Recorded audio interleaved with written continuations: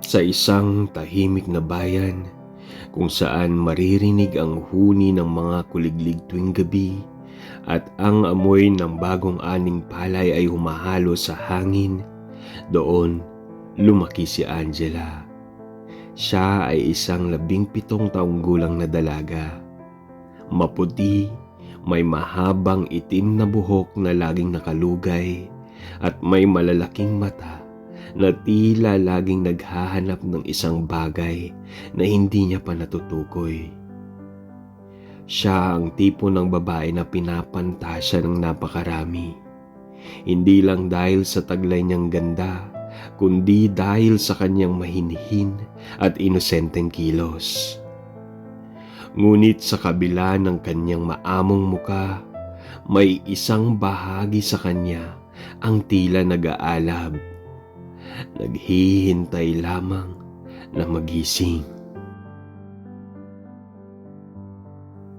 Ang kanyang buhay ay nagbago nang dumating si Miguel, isang lalaking halos doble ang edad. Siya ay 39 na taong gulang, matangkad, may kayumangging balat na halatang nakabilad sa araw at may matipunong katawan na nagpapakita ng kanyang sigla at kakayahan.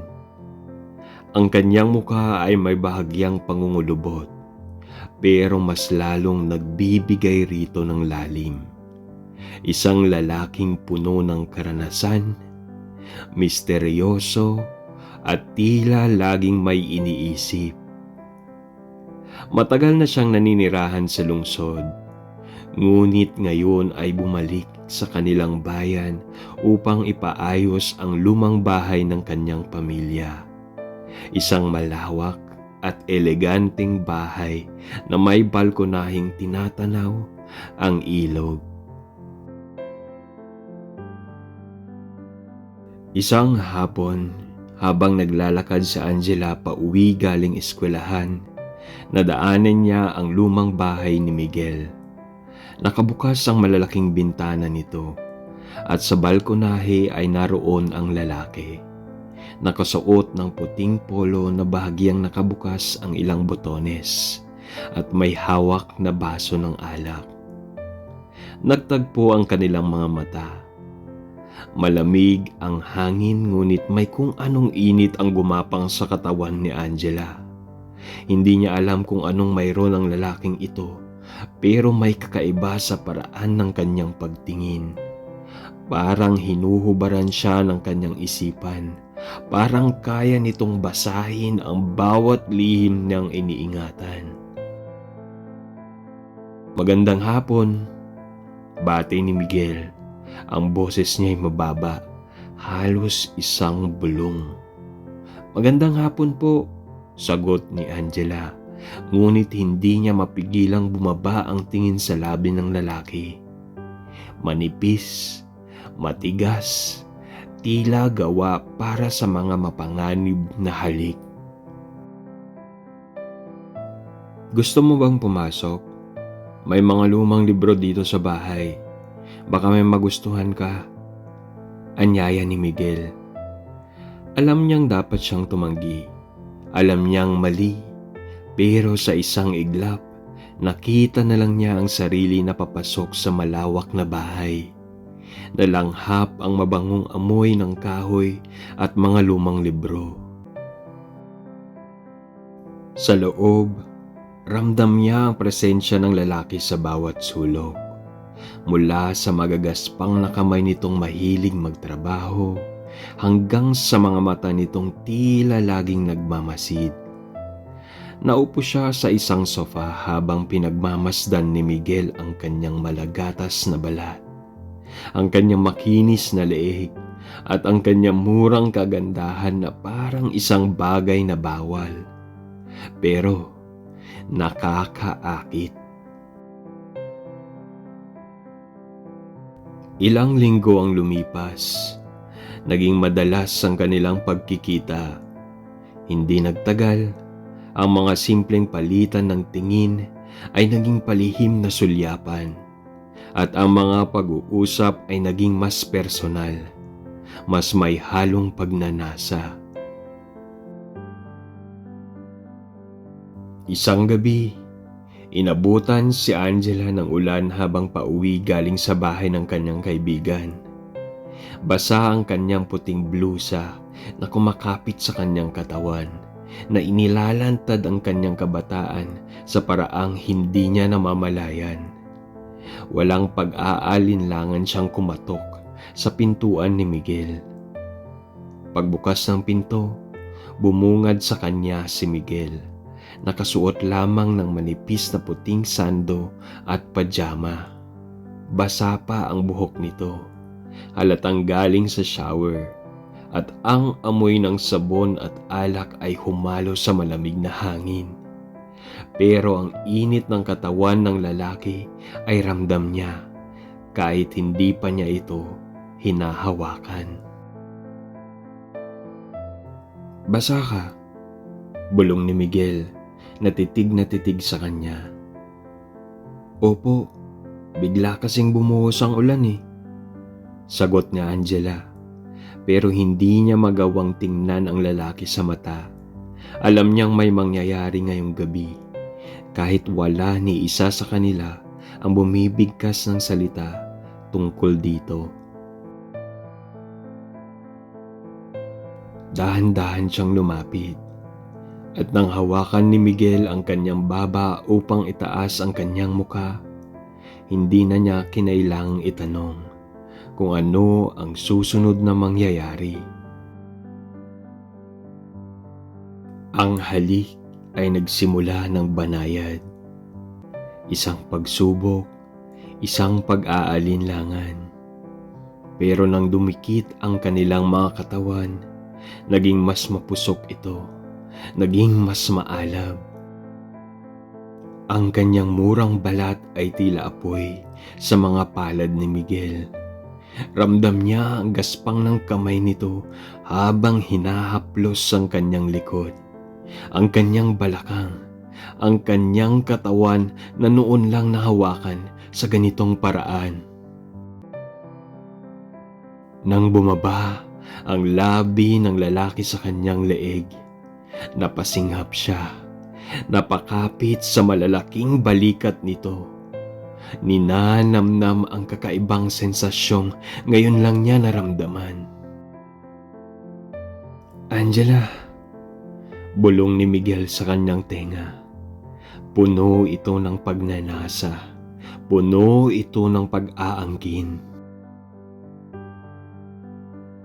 At sa gabing iyon, sa loob ng lumang bahay na naging saksi sa kanilang lihim, natutunan ni Angela ang init na matagal na niyang hinahanap.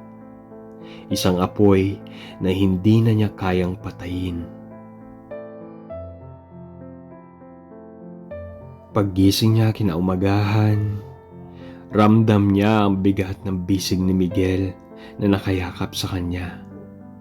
Hubad ang kanilang katawan sa ilalim ng kumot, at ang hangin sa silid ay puno pa rin ng amoy ng kanilang gabi. Tumingin siya sa lalaking natutulog sa tabi niya. Ang lalaking nagbigay sa kanya ng damdaming hindi niya pa nararanasan noon. Pero sa kanyang puso, may bumabangong tanong. Ito ba ang tunay na pag-ibig? O isa lang panandaliang pagnanasa? Habang bumabangon siya mula sa kama, may parte ng kanyang sarili ang gustong manatili. Ngunit may bahagi rin ng kanyang puso ang nagsasabing ito'y isang apoy na hindi niya kayang hawakan ng matagal.